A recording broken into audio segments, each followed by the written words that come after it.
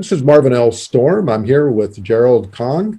Gerald, would you talk a little bit about your company and where you're located, and maybe tell us a little bit about your pre-M&A career and how this sort of led to you becoming an M&A advisor and building your own company? Thanks, Marvin. Thanks for having me.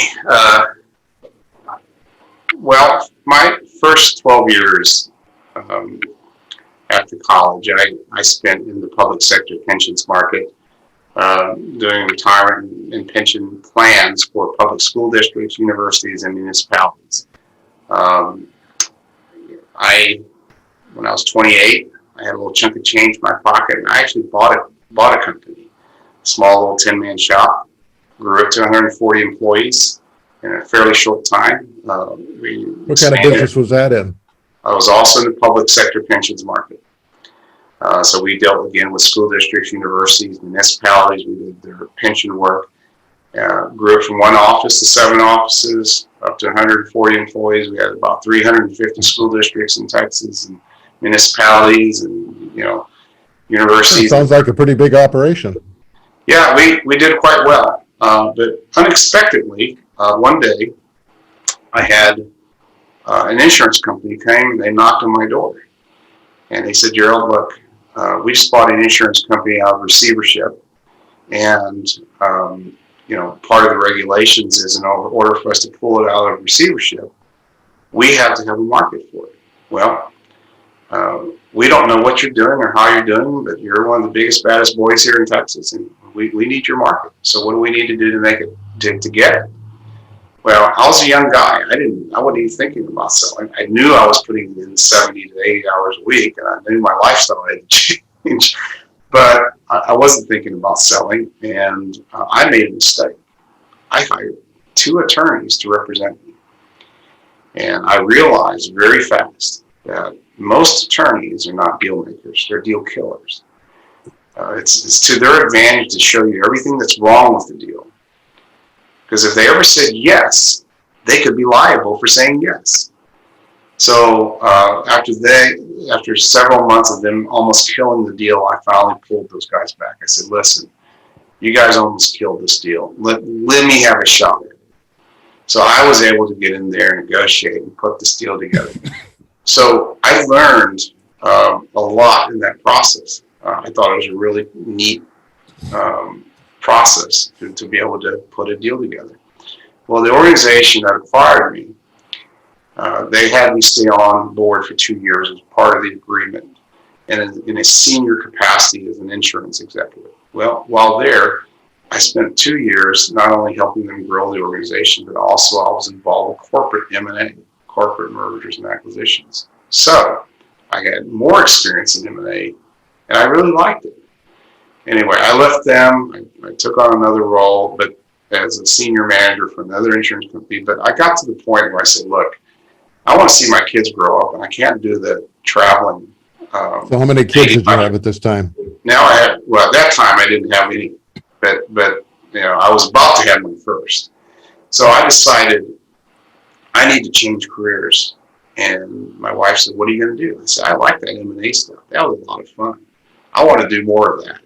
So in 2002, I jumped in head first, and I've been doing it for the last 12 years. So when you said you jumped in head first, meaning did you go to work for somebody in another M&A firm, or did you kind of open up your shop and hang out your shingle from day one?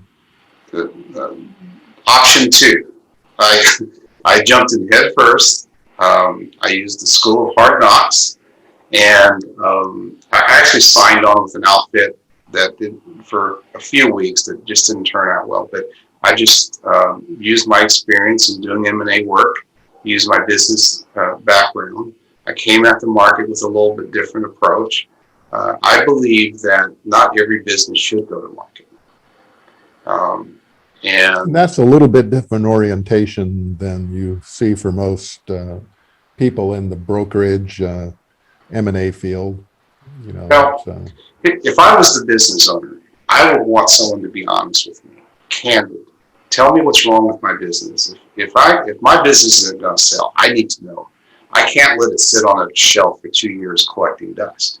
let me know. So that's the approach we took, is we're going to be honest with them. We're going to take a look at about 15 different acquisition attributes. We're going to score your business. We're going to let you know whether we think the business will sell and whether it's a match for us. If it is, great. Let's get on the dance floor. If not, we're going to tell you exactly what the problems are, what you need to do to fix it, and even give you some contacts. And we don't get any kickbacks from these. It's just a way for us helping you position your business so that when you're ready to go to market, you can come back to us and we'll take you to market. But someone has to be candid and honest with the business owner and let them know, look, if you can create a succession plan or dilute your client concentration, or you got to do something about the negative equity in your balance sheet, or maybe your continuity of income is at risk. We need to solve that. Maybe, you need a sales and marketing outfit to come in and help you, dilute the concentration. Maybe you need a fractional CFO or whatever it is. Let's get you rehabilitated to the point where not only are you more marketable, but the value of your organization will grow dramatically. So in the long run, you can get more money, have a greater chance of selling, and then it'll put you in the driver's seat. So that's sort of our approach. What do you think are some of the personal characteristics and individual strengths that it takes to be successful, in the M&A industry? I've been asked that several times. We get people contacting us wanting to join our team. I would say, if I had to rank in order, I would say you need to have a pretty strong financial background. It may not be in order, but you need to have a pretty strong financial background. I think you have to be pretty creative. You have to be smart. You have to be able to think out of the box, think your way out of the box. Not think outside of a box, but think your way out of the box, because you're in those situations all the time where you have to think your way through to solve the problems that present themselves. I think that you need to have the stomach for this, and not everyone has the stomach for it. These when you say stomach, what are you referring to? The ups and downs of the deal flow, of how they fall apart and then you get them back on track and they fall apart again, or what? Absolutely. These deals will have your stomach in knots if you allow it to. But I think if you're committed to the system of doing deals, and then everything will play itself out. But they will have your stomach in knots. And you can, we have a pretty high close rate. The industry average is about 16%. 16% of the advisors out there will close their, they'll back up. The average advisor will close 16% of their deals. We're closing better than 85% of the deals we take on. Now, part of it is because we're a little selective. But that means that there's still 15% we're not closing, right? Those are the ones that have your stomach in knots. And you can't allow it to do that because, every deal is different. Every deal is going to be a new challenge. So I think from an attribute standpoint, you have to have a strong stomach. You have to be, you have to be creative, smart, and you got to have a good financial background. But I think another thing is, I've heard this from numerous clients. They say, Gerald, I feel like you're a part-time psychologist because I don't know how you do this. What we go through, you do this every day, and you're able to calm us down. You're able, because as you know, these deals can get emotional. So, part of your job. People are doing something they're only going to do once or twice in their entire life. It's a big deal for them, So it is an emotional roller coaster for them. Yeah. Do you offer any other services? Talk a little bit about what else you do and your cadre of products and services that you offer clients. We really don't. We do M&A. Here's what, if you had to describe this, we are a lower middle market M&A, sell-side advisory. That's it. We used to take on some buy-side engagements. It's not really our cup of tea. Some people, there are some buy-side advisors out there. They like what they do. It's just really not our cup of tea. So that's it. We don't do cap raises. We're strictly sell-side M&A, and we like it. We like it that way. And I think by narrowing our focus, we can do it very well. We don't want to be spread thin across a number of different services that are tugging at us all the time. What, from your perspective, are some of your biggest mistakes or learning experiences you've had when working on a deal? What stands out in your mind as kind of a big aha that I'll never do that again?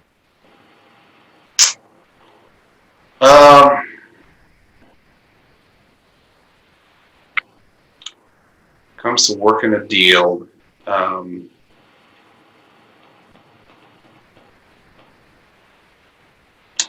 guess everything's a learning process along the way. There have been times when I've allowed the seller to convince me that there's more value in the company than there really is. Now, don't get me wrong, we're always shooting for the higher limits. We always are. But there's been times when we've had clients, we get a buyer, we get a buyer engaged. The seller's expectations were at a certain point, let's say 10 million. And all of a sudden, the buyer gets engaged and they go, wow, or 2 or 3 or 4 buyers, right? And then, so now you're running a cycle and you've got multiple. And they go, maybe I'm giving this business away. Maybe I should ask for more. And then it just explodes in your face. You push the expectation level too high to the point where it's beyond realistic. I've been guilty of allowing a few clients talk me into running down that trap before, and I won't let it happen again. I mean, the valuation tells us where we should be, and we should probably stick close to that valuation. Not that we can't ask for a little more, but I think we have to be realistic in what the market is willing to yield. So as an experienced M&A advisor, what trends and changes do you see on the horizon that is going to impact the M&A industry? Do you have any insight or thoughts on that? Well, I think not automation, but a lot of the IT tools are starting to come to play. For example, in the past, we used to spend a lot of money and a lot of time producing the offering memorandums. And now you've got companies out there that streamline the process. And they're beautiful presentations. They're far more pretty than anything we've ever produced in the past. So why don't you share a little bit about how those work, and have you used them, and what do they cost?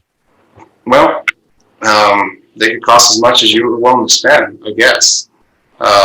Typically, they'll run anywhere for the advisors, anywhere between $2,000 and $15,000. It just depends on what you need for that particular client. Have you used these, and have they been a net positive where you've been able to drive value up to offset that cost? Well, I've used a couple of them, and I don't know that it drove the value that much yet. I mean, there's no metric that we could really apply at this point to figure whether it did or not. But I think the presentation presentation has been nice. There's some interactivity to the presentation. There's some videos and things like that they attach to it, so it makes it look like a commercial. And so that's when you have a professional buyer like a PE company or private equity or a strategic buyer, is that just fluffing, or is it substantive where they Well, the bottom line still has to be ROI, right? I mean, all the presentation in the world, at the end of the day, they're still going to have to crunch numbers. And they're still going to have to be able to look at their own acquisition model and their own profit model and decide whether it's the right deal for them. So at the end of the day, the numbers still matter. We're starting to see more in terms of technology. We're starting to see easier and more, user-friendly and accommodating data rooms. We can share data with buyers, and it tracks all So do you use a data room for all of your clients? We've used a couple of different data rooms in the past, and we're still trying to figure out which one we like. There's quite a few out there that you could pick and choose from. So, but that's another emerging technology. Here's something that I've seen recently that is also new, which is digital marketing, SEO, specifically for the M&A field. That's something that has emerged in the last 3 to 4 years that I hadn't seen before. So that's something new. Are these special agencies that just deal with M&A? Yes, M&A and private equity. But M&A, private equity, anything that has to do with the M&A field, they'll market for private equity groups, they'll market for investment bankers, M&A guys, whatever. Looking for companies to sell. I mean, they're trying to identify companies that they can rep or find or buy. Well, they're helping whoever the client is. So in this case, if it's us, right? They would help us market our company to potential sellers. Okay. If you are a private equity group, they would help you market your private equity group to IBs and transaction-oriented M&A people to get your name out, so that they'll play both sides of the field. Yeah. Mm-hmm. Okay. Yep. Cool. Yeah. One thing I have noticed, though, I have to say, in the last 20 years of being in the field, the sophistication of the buy side is getting sharper, much sharper, particularly over the last maybe 7 years or so, 7 or 8 years. But the sophistication level, I think with the onset of a lot of technology and spreadsheets, and it just there's just so many more tools available to the buy side today.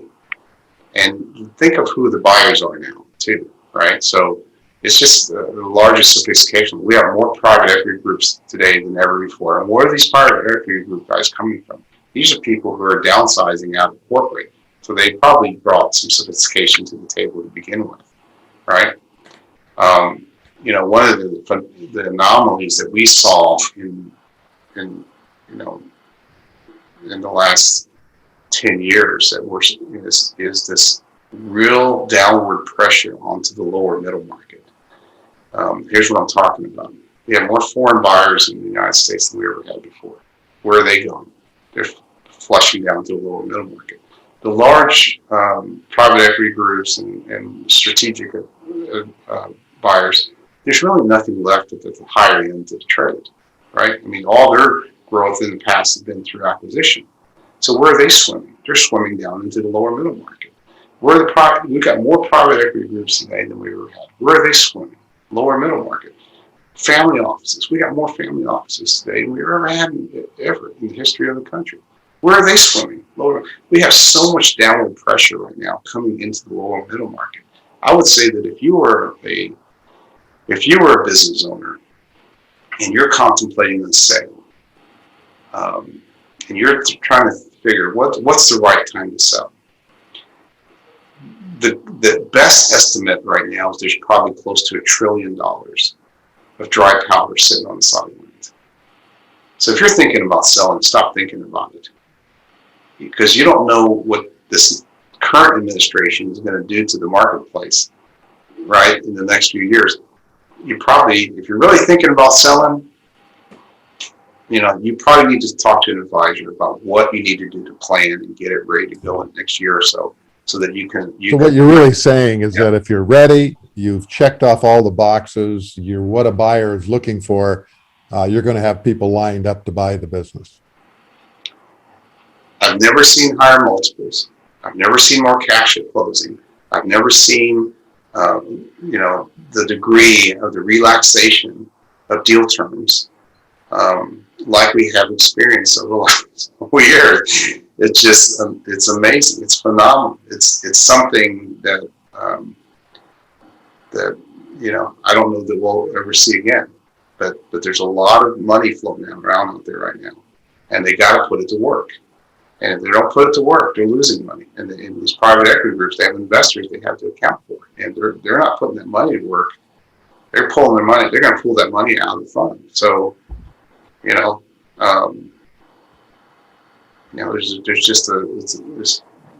just an enormous amount of opportunity for those who are thinking of selling. Well, it's good advice and good insight.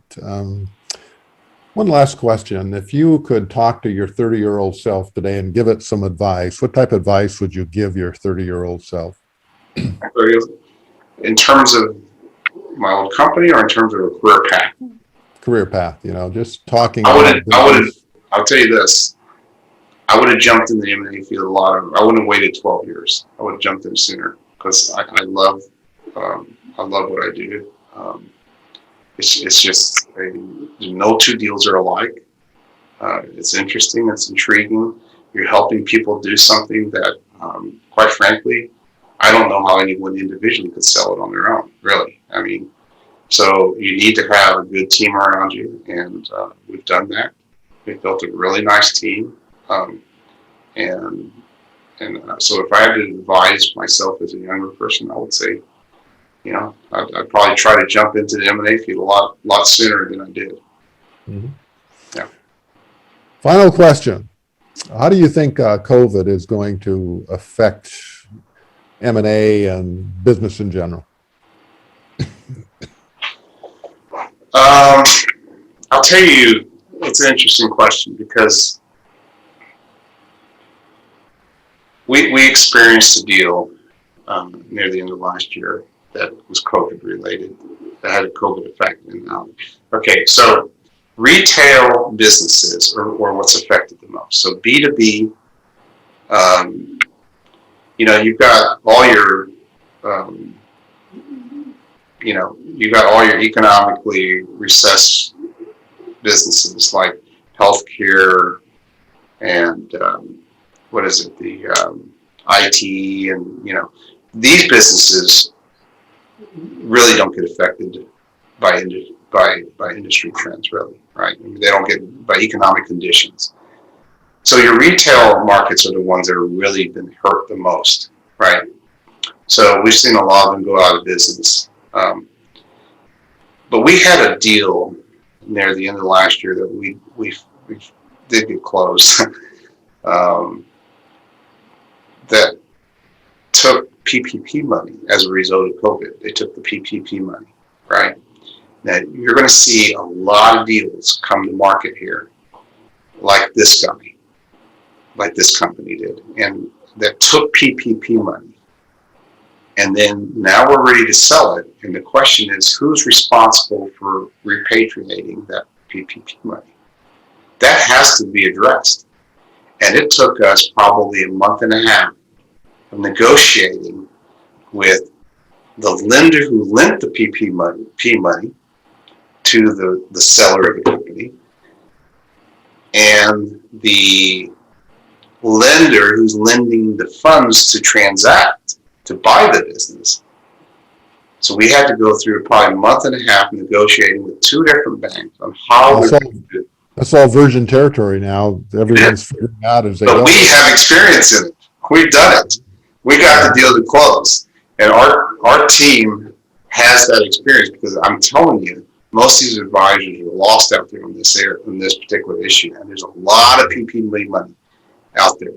And it hasn't been. There's going to be thousands of tens of thousands of businesses that at some point in time are going to Right. be sold, and all of those issues have to be crossed. And I would imagine that every deal is a little bit different Mhm. with So, those loans, and they got to be cleaned up. yeah, right. Now we overcame that hurdle, but that's a direct effect of the COVID right there. Well, this has been great, Gerald. I appreciate you taking the time, sharing a little bit of your insights, your understanding, your experience of the last couple of decades of being in the M&A field. If people wanted to reach out to you, chat a little bit more about their specific situation, or ask for some advice and insight from you, how would they do that? How would they get hold of you? Well, they can go to our website, www.trinitytransactions.com. There is an S on the end. It's plural, transactions.com. They can call our number direct, 972-238-8400. They can ask for an advisor. They can ask for me directly. Or if they want my extension, they can call the extension 101. And then get me Okay, well, direct. that's easy enough. Yeah. All right. Well, Gerald, thank you very much. And so this is Marvin L. Storm, and we'll see you on the next episode. Thanks for having me. Thanks for listening to the Business Exit Stories podcast. For more information or to reach out to today's guest, visit www.businessexitstories.com for more details. Please subscribe, rate, review, and share this podcast from your favorite podcasting platforms. And remember, maximizing business value at the time of exit doesn't happen magically. It takes planning.